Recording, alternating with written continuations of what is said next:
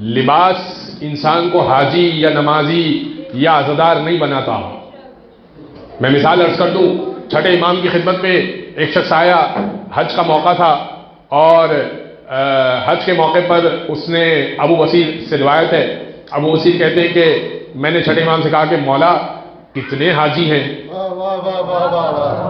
خانہ کعبہ کا مطاف طواف کی جگہ حرم خدا کا، مولا اس سال بڑے حاجی آئے، بہت حاجی ہیں۔ امام نے کہا کہ کیا تم میں بتاؤں کہ ان کی اصلیتیں کیا ہیں؟ کہا مولا اگر اہل سمجھے تو بتائیے۔ امام نے قریب کیا، آنکھوں پہ ہاتھ پھیر دیا، اس نے دیکھا کہ بہت سارے بندر ہیں جو طواف کر رہے ہیں، اور کچھ ہیں جو احرام میں ہیں۔ اس نے کہا فرزند رسول میری آنکھیں ٹھیک کیجئے، مجھے بہت عجیب محسوس ہو رہا ہے کہ خانہ خدا میں بندر طواف کر رہے ہیں۔ امام نے دوبارہ آنکھوں کو ٹھیک کیا، اس نے کہا فرزند رسول کیا وجہ تھی کہ یہ کچھ بندر، اکثر بندر دکھ رہے تھے، کچھ احرام میں تھے؟ امام نے کہا جو میرے جج سے بغض رکھ کے طواف کرتا ہے وہ یہ حالت ہوتی ہے۔